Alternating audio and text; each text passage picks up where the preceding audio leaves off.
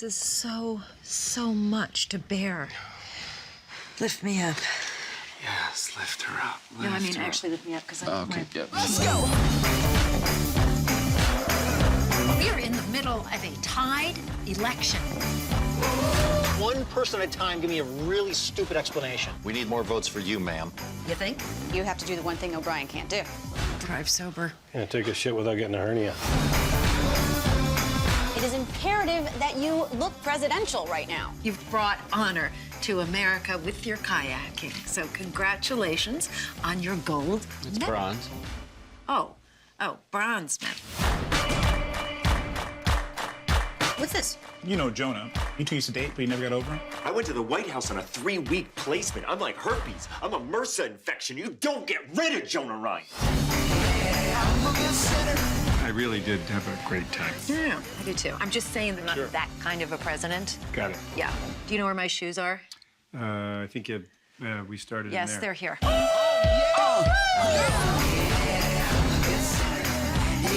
Ma'am, the Chinese hackers have breached White House employee files. Maybe they can find out what some of these people are doing. Ooh, tell me about it. Why has the economy been such a disaster? They're already calling it Black Wednesday. Jesus, it's only Wednesday? We don't put a plan into action tomorrow morning, and by Monday, we'll be Greece. The country, not the musical. You have to decide which banks to bail out. This is impossible. What would you guys do if you had to choose between your cock and your balls? I could lose them both. I mean, at this stage, they're purely decorative.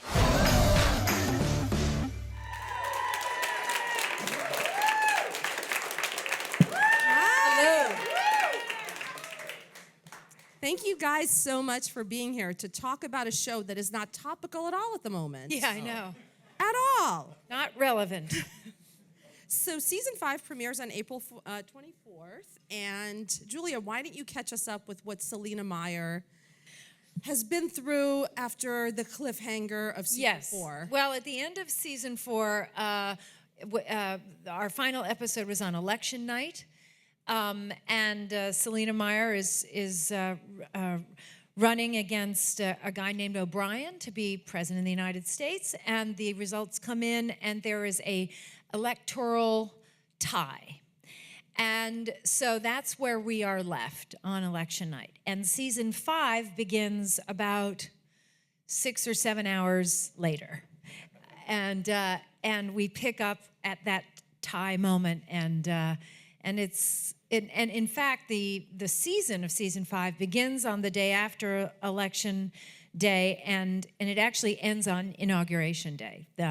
So that's our timeline. But we're not going to say who gets inaugurated, obviously. Well, no, that would be a massive spoiler alert. Yeah. Can we at least talk about, does it ever get easier for Selena? I feel like every step of the way, it's a battle. Well, if it does get easier, it won't be so funny. So I think it's better if it's difficult. Or let's just put it this way, if it does get easier, you know what's coming her way. Yeah. A monster failure of some sort or another, yeah. And you two, Matt and Tony. She deserves it, I just want to say. You deserve a lot of it. Hey, settle down. Settle down, I don't Matt understand Walsh. why the president has just been handed to her. Selena's an amazing woman. Yeah, I think. exactly. She is. She's entitled to the role. She is entitled to it. People need to wake up. Tony, have you ever had a boss like Selena? Because Tony is he plays Gary, her right-hand man? Her bag man. enabler, Oh, okay. her purse holder? Her future lover. Have I ever had a boss? God, if I did, I guess I blocked it out. Because, I mean, it's kind of a little bit of domestic abuse going on. Yeah. But listen to that, how happily that was. But I love how Gary just bounces back and doesn't hear any of it. Mm-hmm. He's as he should. Right. Yeah. And but he's just kind of, any words that she says screams at him verbal abuse. He just doesn't hear it, and just is right back next to Mama. Yeah. Why do you think he doesn't just quit? I don't. I mean, why would he? Exactly. Yeah. The gig's too good. It's too good. No, I think he's one of those guys that they've been working together probably for 15 to 20 years or something like that. And he kind of latched on to her identity, doesn't really have an identity of himself. So for the job to end or for him to leave her is just kind of emotional suicide. I don't think he would know what to do with himself. And he shouldn't, because she is everything and she deserves everything she's gotten. There you go. Yeah. And Matt, your character goes through some family upheaval. Is that safe to say this season without giving anything away? So can you elaborate on Mike's situation? And Mike is the communications director. Mike is the communications director, press secretary. He finds happiness more than some of these other people outside of the White House. He has a family and a happy domestic We're life. family, I think. Yeah, inside work. But Okay, I'm saying okay, outside. okay. Mike has two families. He's part of the family at work. But yeah, he's struggling to do some things in his family life, and I don't know what I can say. Very careful. He's newly married to the wonderful Kathy Najimy, and so they're embarking on some family planning. New structurizing. New restructurizing. Or new, depending on how you want to look at it. Yeah. Yeah. And Julia, you are literally, I've met you so many times over the years. You are one of the nicest, coolest ladies. Yes, I am. Yes, That's you true, are. Donna. You really are. You really are. That was easy. What? That was easy. Wow. They're softball questions, aren't they? Hey, I'm just feeding it to you. I'm going to be your Gary right now, is what I'm going to do. But what do you get out of playing Selena? Is it the best feeling ever to just kind of let her rip? It is. It's a dream gig, to put it simply. It's an incredible role. It's unusual, and the setup that we've created for all of our characters is just joy. We have at the end of the day, it's very hard work and is very demanding hour-wise and brain-wise, but I think it's all worth it because we just have such a good time playing together. We've got a very strong sense of ensemble and camaraderie on our show, and I've been in this business long enough to know that doesn't come around frequently or really that easily, and so we've tapped into something. So I feel very fortunate. Yeah. It would be really hard to do it if we didn't like each other as much as we do. The fact of having the camaraderie that's just everything, because we just laugh really hard. We just make mistakes, laugh about it, and try to figure stuff out together. And then the time really, there are long hours, but the time goes by really fast. Yeah. Yeah, no jerks. There's no jerks. There's a no jerk policy on set? Oh, yeah. And obviously, this season was written and shot significantly before what we're seeing happen right now, with the possibility of a contested Republican convention. Yeah. Are you guys just laughing at how meta this is in a way? It's a very bizarre meta experience to see the real life politics being played out right now. Having said that, I'm very grateful for the fact that we've created on Veep an alternate universe of sorts. When we began this show, and for the last now 5 years, we've been very cognizant of the fact that we did not want to parody anybody specifically and any party specifically. So we've created our own sort of Veep universe. In fact, we don't even identify the parties that I love that, yeah. Yeah, and so, which is nice, particularly I think because of the situation we're in reality-wise right now, because then everybody can join in on this joke, no matter what side of the aisle you're on, and that's pertinent right now, particularly. Yeah. Has doing the show given all three of you more sympathy for politicians? 100%. Yeah, I think so. That's a job, an impossible job. I would never want to be in that fishbowl. It's just a nightmare. And it's just a pressure cooker for anxiety. The stakes are super high, the decisions and everything. You're always being covered. There's always some little media outlet watching you. And there's a team behind you spinning something that you might have didn't plan on saying the way you said it, and then somebody has to kind of turn it around. But all of that said, I'm going to right now announce that I'm running. Don't. Don't say it. Don't. Wait a second. You're going to regret this. Announcing my bid for the candidacy. Oh my God. For what? Right now, What office? Yeah. What office? Just write me in. I don't know, whatever office you feel like. It before we doesn't really clap, matter. Anything? I'm just going to run for something. Yeah, I just want the power. Before we clap, let's you know what I mean? figure out That's my what party campaign First, we are slogan. hearing about Give me the this. power. Postmaster. Okay. Take Postmaster. Postmaster General. They're having some Postmaster problems General. with Yeah, finances. sure, I'll take that. Totally. Sure, whatever you want. Yeah, give me something. What would your slogan be? Give me the power. Stupid. Speaking of slogans, this is probably one of my favorite posters that we've done, Maybe. where it's Such just a like, great- maybe, Maybe. maybe. Such a great- Yeah, very happy The with most that. neutral, just slogan. You know what? Maybe. But sort of excited. Yeah. The exclamation. No, yeah. It's a strong maybe. It's a strong maybe. It's like, we are going to be number 2. Which is the whole idea behind the show, yeah.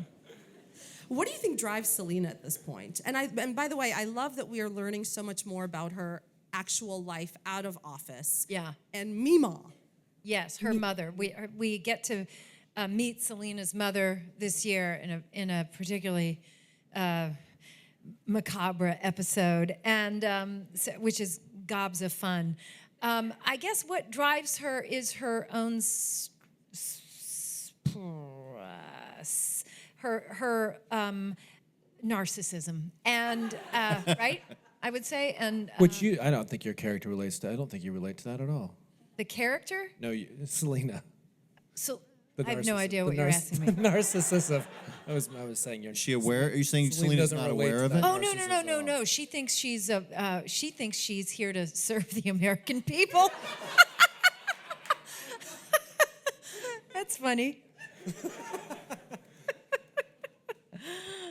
I mean, I remember watching the first episode and thinking, dear God, let her never end up in the Oval Office. And here's, well, she sort of is, maybe. Oh, Strong she's maybe. listen. She ended.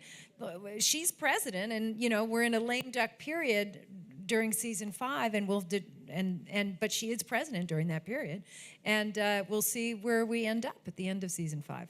I'm not gonna say. Do it. Just tell us, maybe. Yep. What feedback have you guys gotten from politicians? We've met a lot of people in DC, and it's pretty cool how they're big fans of the show. At first you're like, really? But then it makes sense to me because, all we see are kind of what's on television and the sound bites and stuff, but they see what's going on behind the scenes. They see how these people might act behind the scenes and all the chaos behind the scenes. So I bet that's kind of maybe affirming of like, yeah, that's actually, we are a satire, and we do take it to the extreme, but there's kind of that affirmation of like, yep, that's what people aren't seeing. And so I think they like kind of that part of it. Are you guys political junkies in real life? Julia is. I am to a certain extent, there's only so much of it you can take, but yeah. Yeah, sure. Do you guys go into the writer's room with suggestions from things that you've seen on the news, something that's particularly ludicrous or eye-opening? Yeah, but like I said, we don't parody specific things, but you do. I find myself watching, real life politics just to, it can spark an idea, or a behavior, or a tiny little thing that you can inject, or sometimes a big story point. Not directly, but it can sort of start some thinking cap thing happen. I like that. That should be a Selena slogan, some thinking cap thing happening. Yeah, she'd use that, actually. Yeah, sure. Why not? Actually, I think Mike McClintock might come up with that. That sounds more like I've got a I have to go put on my thinking cap. Takes him 4 hours. Yeah, put your thinking cap on. Actually, that's funny. You should think about Comes that. back That's in 4 actually hours. funny. Yeah, put your thinking cap on. Well, that's funny. It is funny. Can't find my thinking cap. See how the show is developed, guys? Right here. This is season 6 being written right here in front of us. This is how it happens. We one do line. have dumb ideas that end up in the show You quite bet often. we do.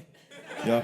But in all seriousness, you guys have done the show for 5 years now, which is such an amazing luxury, and the quality has never wavered. Thank you. It's Thank been you. nominated consistently. You guys have won awards. How has your approach to playing each of your characters changed or evolved over the years? Well, I think for Mike, it was awesome to be in the White House and be on C-SPAN every day and get. He'd been kicked around D.C. for a while, in my opinion, and so he was sort of at the top of the heap for a while. But then the reality of the stakes of that position, he is not equipped to handle. So it all comes. So situationally, it's more challenging than ever to be in the White House and to also run her or respond to her campaign and issues like that. So it's perfect. It's perfect for comedy. I would say for Gary, the fun thing is he doesn't really evolve. You know, he's given the opportunity sometime to evolve, but he just doesn't step up. And he really enjoys staying exactly where he is. And sitting in that kind of awkwardness and that kind of codependency and all that stuff is nothing's funner than that. So I don't want him to evolve. But don't you find that there are moments sometimes when I watch Gary and I feel like he's this close to blowing, but then he doesn't? Well, he's messed up many times. Yeah. And she lets him know about it. But then what's great, he has a recognition of like, I took it too far. I'm going to take a step back and stay where I was.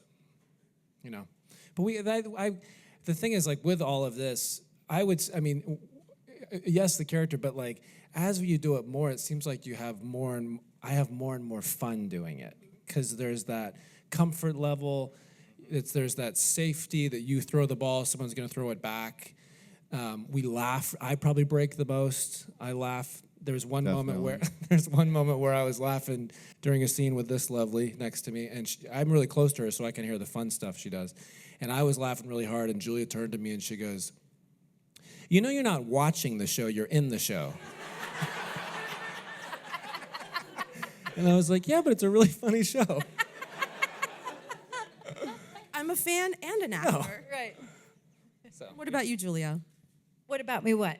How has your approach to playing Selena changed? Oh, right. Well, I think that I don't know that it's changed so much, but what's been delightful about playing her is that every time she gets what she wants, it eludes her.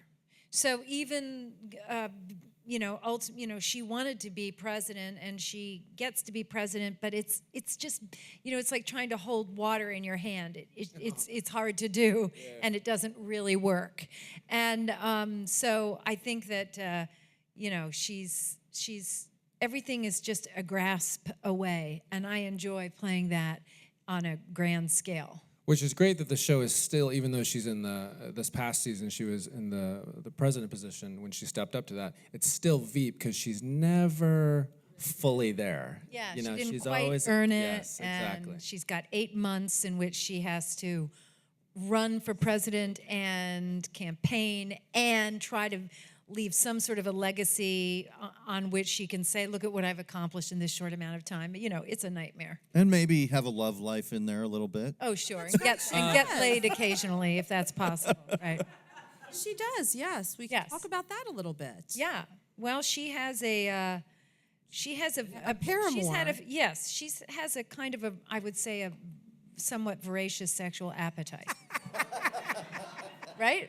Which Gary does not like. Yeah. I did not. It's uncomfortable for Gary. Very uncomfortable. To think of mom as a sexual person. I did not like that. She will not, but like future wife, Yeah. So that's dangerous. Yeah, dangerous. There's a moment, I think, in episode either 3 or 4, where one of the characters on the show talks about how Selena's very colorful vocabulary has completely infected her life now. Like, she can't help herself. Oh, yes. Yes. Has that happened to any of you? Yes. I myself am a big swearer in life. I am. But my swearing has gone up to another level. And there's certain words I use somewhat cavalierly loud now to the shock of people that I meet. And of course, I can't say what those words are, but just think of like the worst swear words, And anyway, so apologies to my new friends in the world when I offend you with my language. Anyway, yeah, I swear a lot. I do. Yeah, I've had explosive moments in the car, and my kids were in the car, and they repeated it back to my wife, what I said. She's like, "What's wrong with you?" I will say the person who gets it the most is Jonah. Like the insults that are thrown at him, and it's not even, it is language, but it's the creativity of the insults that these writers have come up with is really amazing. Like he was called human scaffolding. He was called single cell organism. Are we allowed jelly green jizz face? He was called one. I don't know if this is right. He was called Can we cuss on this? Yes, you okay. can. Let it rip. He was called the Washington, something like this. The Washington Monument if the Washington Monument was made entirely of dead dicks. Yes. This is Zach Woods, I think. Yeah. Yes, he came up with that. But like the creativity of that, it's not like just calling someone a shit or something. It's like, wow, that's a whole vault of insults. Sasquatch had sex with your mom. That's Yeah, another that's good one. right. The founding fuckers. Right. From the first episode. One of my personal. So simple and yet so elegant. Yes. It has a nobility to it, doesn't it? It really does. Sure Yeah. does. What storyline surprised you guys the most over the past 5 years? Oh, I know. Well, I would say when we abandoned the concept of the show, and Selena became president. I was like, wow, okay, sure, why not? Let's just throw it all up in the air and start over. So that was sort of shocking. Yeah. Yeah, that was for me too. I remember that. Like, Yeah. That was crazy. Yeah. This is just selfish on my character, but what is that noise? That was a rumble. Coming for you, Gary.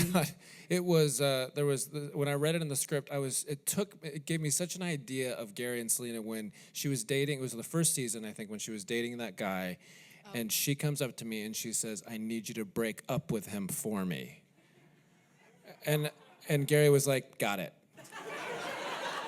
And I just thought, wow, that's a whole other level, and that really surprised me. That was fun. And she Remember how walked we were laughing? And she was telling me, and we of course tried to keep it together. And then in the scene, the character, she leaves the apartment, and I'm left with a boyfriend outside just to say it's over. And I thought I was going to be beat up. Yeah. And you really, as you said earlier, you're the one who breaks the most, right? I do break the most, yeah. Yeah. I do, because it's just super funny. Yeah. He's the biggest fan of the show. He's the least professional, I would say. Professional. Man, it is hard, though, to keep it together, though. It is really. And I will say, on the Carol Burnett show, did you not agree when Harvey Korman broke up to Tim Conway? That was the funnest stuff to watch. And I'm sure everybody here watched the Carol Burnett. Yeah. It's a bunch of 25-year-olds going, what's he talking about? Yeah, exactly. Tim Also, did you Kuzwe? guys see that episode of Ed Sullivan when... My favorite Sanford and Son moment ever. Yes. Yeah. Anyways, it was fun. And now it's time for our audience Q&A, so bring it. Hey there. Hi.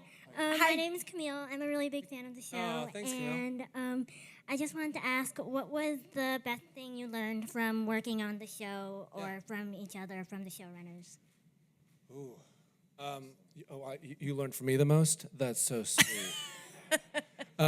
What did I learn the most from? Well, I will say it's a process, Camille, it's a process of I've never been a part of, where they really allowed us the time to kind of see what material gelled, come up with bits, improv, and we did that for weeks before we even shot. And typically on television, you kind of show up and you do your stuff.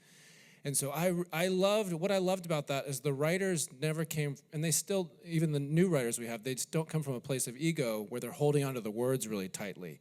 They know that it's going to change, and I'm so thankful that they are just so open to that, because that's what makes the show stronger, when everybody's input is given. Yeah, and as actors, too, we don't hang on to the words too tightly, Yeah. right? I mean, No. I mean, it just gets, it's a whole jumble. It's fun. You always want to make them fouler and more curse words in your scripts. Me? You're always trying to put more curse words in your No, I'm lines. not. No, I'm teasing. Oh. I think, too, I've learned being on the show that there's so many moments between the jokes. Like, we're all very good about finding moments that are between the jokes, whether it's passing a plate or walking through at the right time. That's something I've feel like I've gotten better at as an actor. And you have. Thank you. Oh, thank God.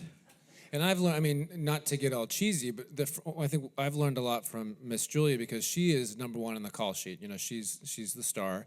And typically, or not typically, mostly that person sets the tone for the show. And many shows, if you have ego or if you have entitlement or anything, everybody's kind of walking on eggshells like, oh, I don't want to piss everybody off. And I'll tell you what that does. It sucks creative energy out of a room. Yeah.